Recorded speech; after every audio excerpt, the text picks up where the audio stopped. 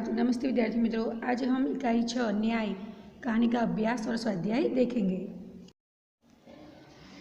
मित्रों, हमने न्याय कहानी सुनी, आपको अच्छी लगी है ना? बहुत ही सुंदर कहानी है।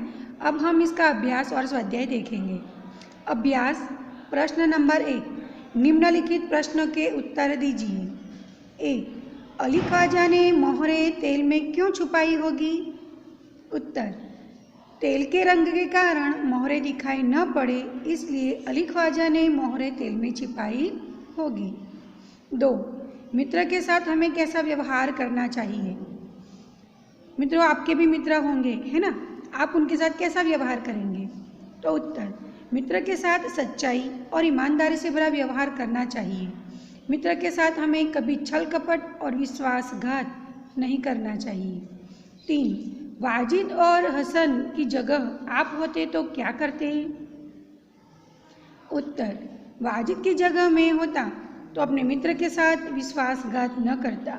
अगर मैं हसन की जगह होता तो मैं भी उसी की तरह घटना की पूरी छानबीन करता और युक्ति से अली ख्वाजा को न्याय दिलाता।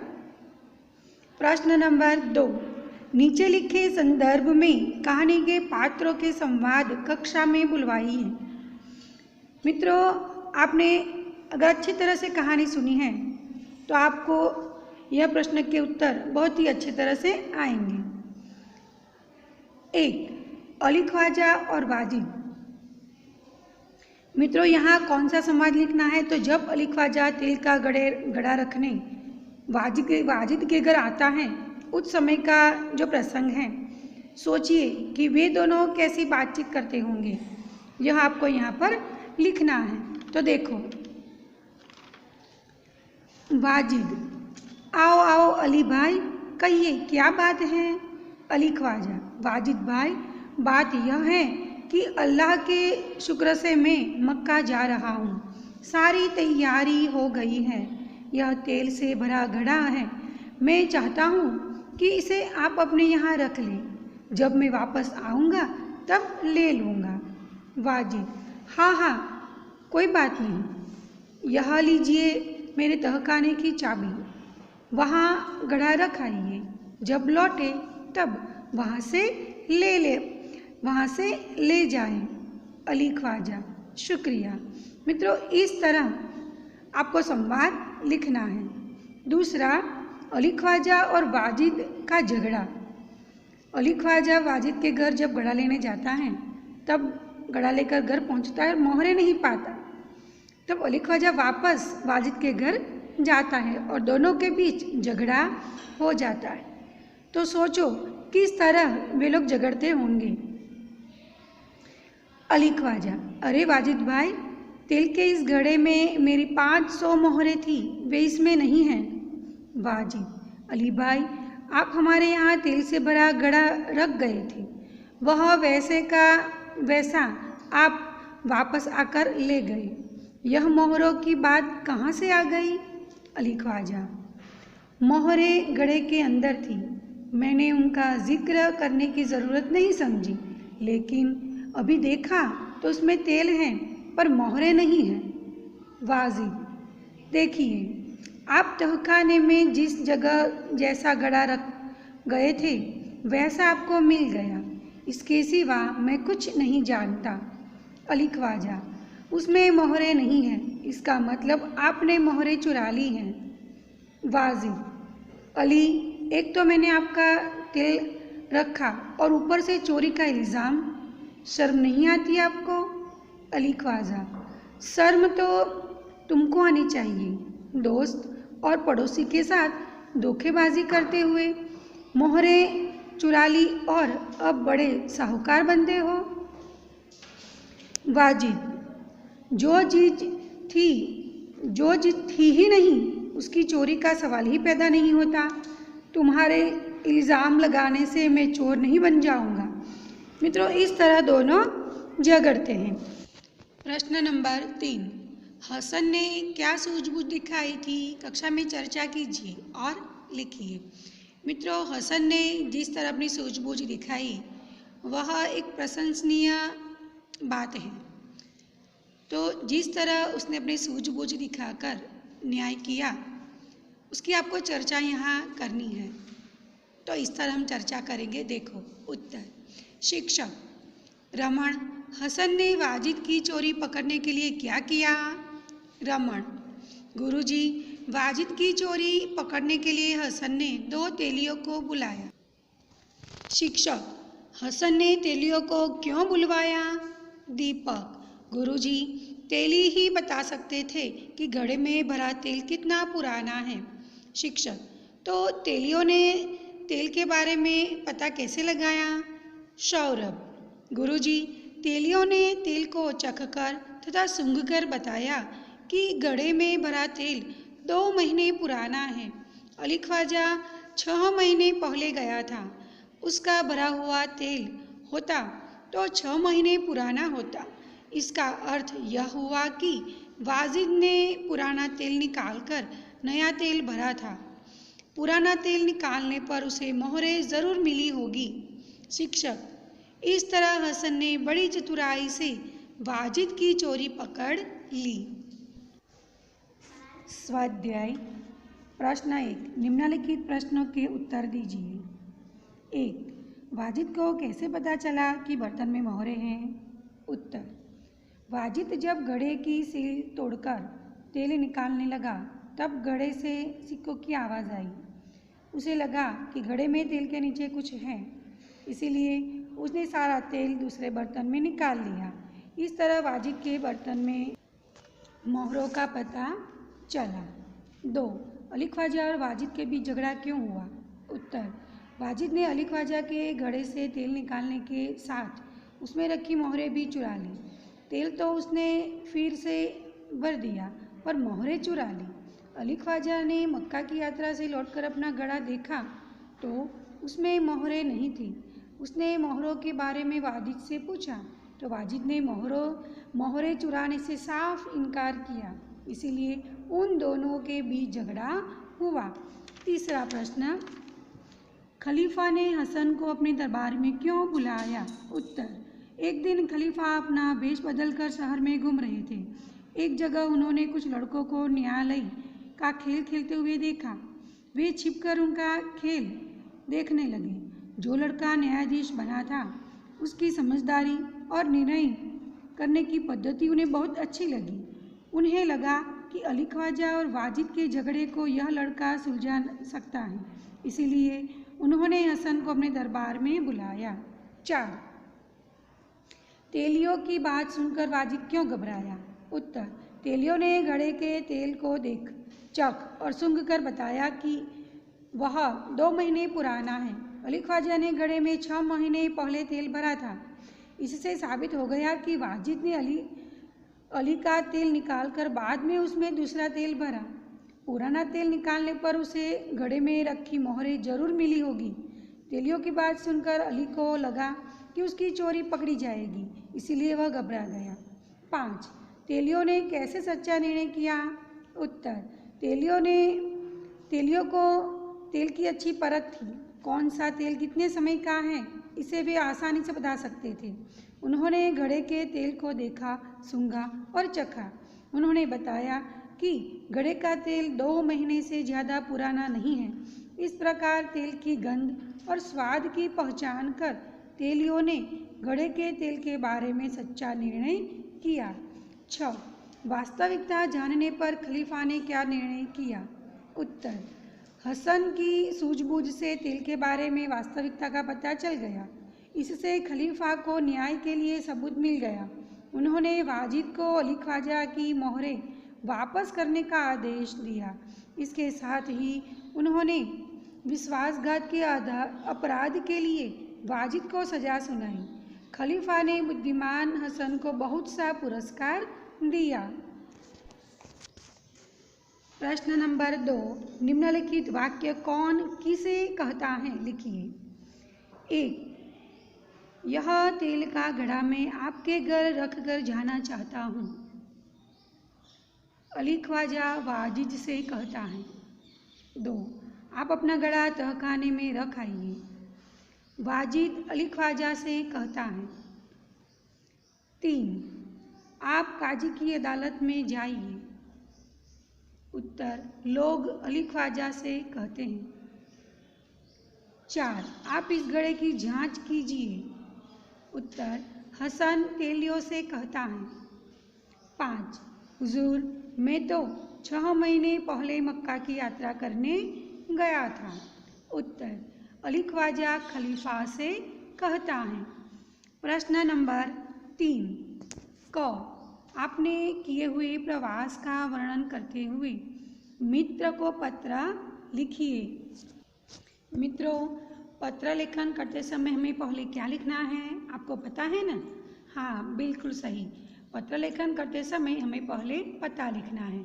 तो इस तरह हम पत्र लेखन करेंगे। देखो, 53 इंद्रधनुष, अंकुर सोसाइटी, मणिनगर, अहमदाबाद 380-008। और दिनांक, जिस दिन हम पत्र लिखते हैं उसी दिन की हमें दिनांक लिखनी है। 27 जनवरी 2021।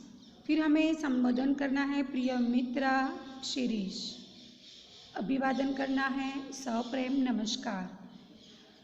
पिछले दिनों में अपने चाचा के साथ औरंगाबाद गया था, इसीलिए तुम्हें पत्र न लिख सका।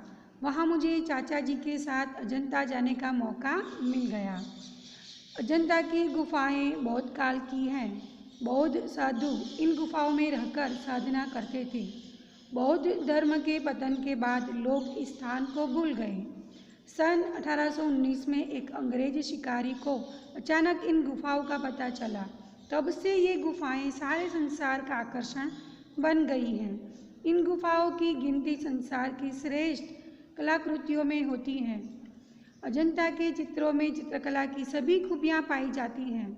उनके रंग और रेखाएं आज भी पूर्ववत हैं। उनमें 3 चित्र मुझे बहुत पसंद आए।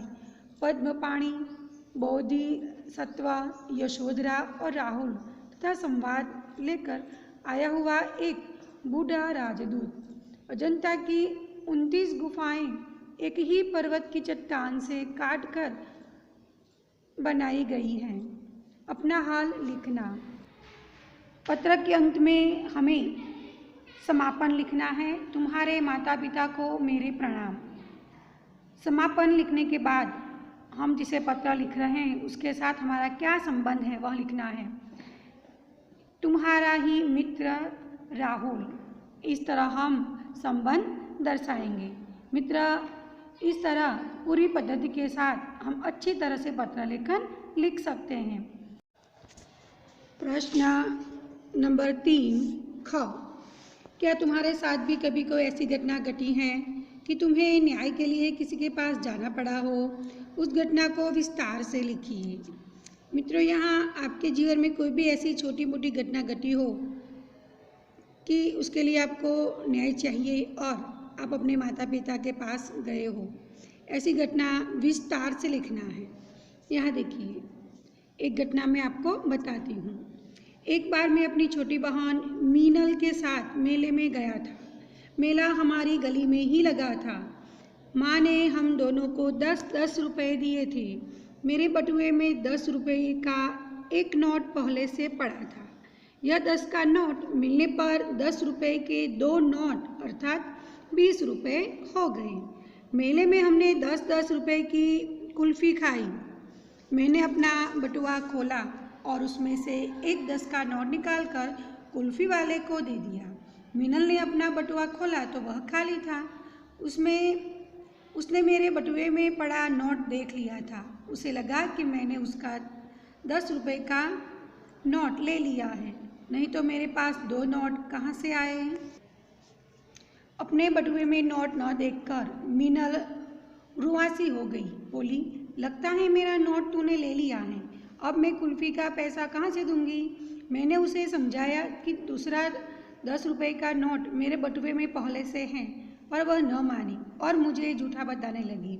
मैंने अपने बटुए से नोट कुल्फ़ी वाले को दिया और मीनल को लेकर माँ के पास आया। मैंने माँ से कहा, माँ देखो, मीनल मुझे झूठा कह रही है। आपने जो 10 का नोट दिया था वह इसने कहीं गिरा दिया। अब अपनी गलती के लिए मुझे दोष दे रही है। माँ, अब तू ही इसको समझा। मीनल अभी भी रो रही थी और मुझे झूठा साबित कर रही थी। माँ ने उससे कहा, अरे पगली, टेबल पर देख, वह क्या पड़ा है। माँ का दिया हुआ नोट मीनल टेबल पर ही भूल गई थी।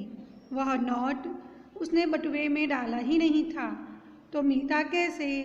अब मीनल को अपनी भूल का पता चला। उसने मुझसे क्षमा मांगी। इस तरह आप कोई भी प्रसंग लिख सकते हैं।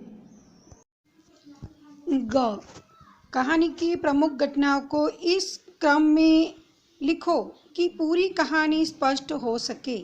जैसे इराक में व्यापारी अली ख्वाजा के पास 1000 सोने की मोहरें इकट्ठा होना, 500 मोहरों को तेल से भरे घड़े में रखना, वाजिद के तहखाने में मोहरें रखकर मक्का की यात्रा पर जाना, ज़रूरत पड़ने पर वाजिद द्वारा घड़े में से तेल निकालना और मोहरें चुराना, अली ख्वाजा और वाजिद में झगड़ा, खलीफा से न्याय मांगना, खलीफा का भेष बदल कर नगर में निकलना और हसन का मिलना, तेलियों द्वारा चोरी का खुलासा, अली ख्वाजा को मोहरें और वाजिद को सजा। सारी कहानी हमें इस घटनाक्रम में लिखनी है। प्रश्न नंबर 4, निम्नांकित कहानी के चित्र एवं वाक्य उलट पुलट कर दिए गए हैं। उसको पढ़कर कहानी का निर्माण कीजिए और उचित शीर्षक दीजिए।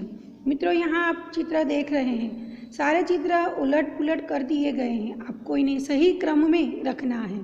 तो हम किस तरह सही क्रम में रखेंगे? तो पहले हम सभी चित्रों के नीचे जो लिखा है उसे पढ़ेंगे और फिर उसे सही क्रम में रखेंगे।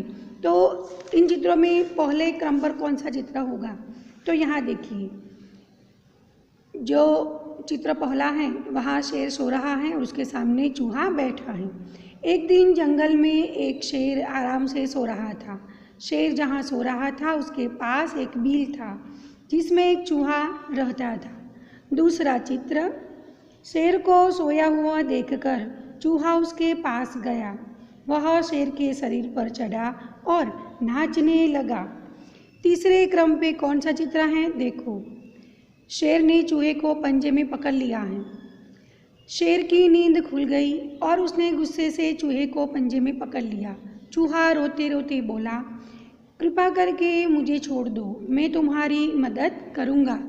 चौथे क्रम पर जो चित्र हैं देखिए, एक दिन एक शिकारी जंगल में शिकार करने आया। उसने सिंह का शिकार करने के लिए जाल बिछाया। पांचवा चित्र देखो, जाल में फंसते ही शेर दहाड़ने लगा। उसकी दहाड़ सुनकर चूहा वहां आया। शेर को जाल में फंसा देखकर अपने साथियों को बुलाकर चूहे ने शेर को जाल से छुड़ाया। छठवां चित्र, शेर को चूहे और उसके साथियों ने जाल से छुड़ाया और शिकारी से बचाया। उस दिन से शेर और चूहा मित्र बन गए, साथ में खेलने लगे।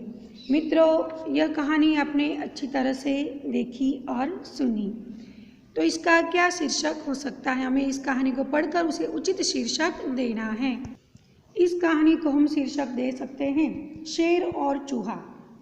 दूसरा शीर्षक, शेर और चूहे की मित्रता। प्रश्न नंबर 5, निम्नलिखित वाक्यों में से क्रियावाचक शब्द ढूंढकर उदाहरण अनुसार फिर से लिखिए। मित्रों, यहाँ उदाहरण दिया गया है, उसी प्रकार आपको लिखना है। राधा ने संजीव को पत्र लिखा। यहाँ लिखा शब्द रेखांकित किया हुआ है, यानी कि यह शब्द क्रियावाचक शब्द है। इस वाक्य को हमें प्रश्नार्थ वाक्य में बदलना है। राधा ने किसको पत्र लिखा? इसी उदाहरण के अनुसार नीचे जो 6 वाक्य दिए गए हैं आपको लिखने हैं। देखिए, नंबर 1, अध्यापक ने बच्चों को कहानी सुनाई। सुनाई जो शब्द रेखांकित किया हुआ है वह क्रियावाचक शब्द है, यानी कि क्रिया दर्शाता है। वाक्य, बच्चों को कहानी किसने सुनाई? 2, रात को कुत्ते भौंक रहे थे। भौंक रहे थे क्रियावाचक शब्द है। वाक्य, कुत्ते कब भौंक रहे थे? 3, वह पटाखे देख रहा है। देख रहा है क्रियावाचक शब्द है। वाक्य वह क्या देख रहा है? 4 वेदांत किताब पढ़ रहा था। पढ़ रहा था क्रियावाचक शब्द है। वाक्य कौन किताब पढ़ रहा था? 5 पता नहीं तन्मय मेरे पास से चला गया। चला गया शब्द क्रियावाचक है। वाक्य तन्मय मेरे पास से कब चला गया? 6 आकाश में पतंग उड़ रही थी। उड़ रही थी क्रियावाचक शब्द है। वाक्य पतंग कहाँ उड़ रही थी? इस प्रकार आपको क्रियावाचक शब्द रेखांकित करना है और फिर उस वाक्य का प्रश्नार्थ वाक्य लिखना है, यानी कि वाक्य को प्रश्नार्थ वाक्य में बदलना है। प्रश्न नंबर 6 कहानी पढ़िए, उचित शीर्षक दीजिए एवं चर्चा करके प्रश्नों का निर्माण कीजिए तथा उत्तर दीजिए। मित्रों, यहाँ जो कहानी लिखी है आपको इसे पढ़ना है और फिर उचित शीर्षक लिखना है और बाद में कहानी के आधारित प्रश्न लिखने हैं। कहानी देखिए, एक बार राजा कृष्णदेव राय के महल में एक सेवक कांच का खूबसूरत मोर साफ कर रहा था। गलती से उसके हाथ से मोर गिरकर टूट गया। राजा को वह मोर बहुत प्रिय था। जब राजा महल में आए, उन्होंने अपना प्रिय मोर दिखाई न दिया। पूछने पर पता चला कि वह टूट गया है। क्रोध में आकर उन्होंने सेवक को 6 महीने के लिए कारागार में डलवा दिया। कुछ दिनों बाद राजा कृष्णदेव राय मंत्री तेनालीराम और दूसरे दरबारियों के साथ राजा उद्यान में घूमने निकले। तेनालीराम बोले, महाराज, पास ही बाल उद्यान है, उसे भी देखते चले। राजा कृष्णदेव राय बाल उद्यान की ओर आए। उद्यान में तरह तरह के रंग बिरंगे फूल खिले हुए थे। एक स्थान पर बच्चे नाटक खेल रहे थे। एक बच्चा राजा बना हुआ था। उसके सामने 2 सिपाही एक अपराधी को पकड़कर खड़े थे। खेत के मालिक ने शिकायत की, महाराज, आज यह मेरे खेत से गाजर और मूली उखाड़ कर ले गया। सुनकर राजा बने बच्चे ने चोरी करने वाले से पूछा। उसने गलती मान ली। तब वह बोला, ठीक है, तुम्हें माफ़ी दी जाती है, पर ध्यान रखना कि दोबारा यह गलती ना हो। फिर खेत के मालिक से कहा, तुम्हारे नुकसान की भरपाई शाही खजाने से की जाएगी, पर पहली गलती पर भला हम कैसे सजा दें? नाटक देखने के बाद मंत्री ने कहा, महाराज, यह बच्चा तो बड़ा शरारती है, इसे सजा मिलनी चाहिए। तेनालीराम बोले, हाँ महाराज, मेरे विचार से सजा यही हो कि इसे राज दरबार में बुलाकर यह नाटक फिर से दोहराने को कहा जाए। नाटक देखकर कृष्णदेव राय सोच में पड़ गए। तेनालीराम की चतुराई पर वे मन ही मन मुस्कुरा उठे। यह देखकर मंत्री असमंजस में पड़ गए। उसके बाद राजा कृष्णदेव राय बोले, सचमुच तेनालीराम, तुमने ठीक कहा। आज मैं समझा कि न्याय करते समय राजा का मन बच्चे जैसा निर्मल होना चाहिए। अगले ही दिन राजा ने उस सेवक को रिहा करवा दिया। मित्रों, यह कहानी बहुत ही सुंदर है। अब इस कहानी को हम योग्य शीर्षक देंगे, तेनालीरामन की चतुराई। अब इस कहानी पर से हम प्रश्न देखें। प्रश्न नंबर 1, सेवक से कौन सा अपराध हुआ? उत्तर, सेवक से राजा का प्रिय कांच का मोर टूट गया था। 2, राजा ने सेवक को क्या सजा दी?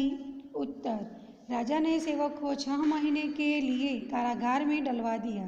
3, बाल उद्यान में क्या हो रहा था? उत्तर, बाल उद्यान में बच्चे नाटक खेल रहे थे।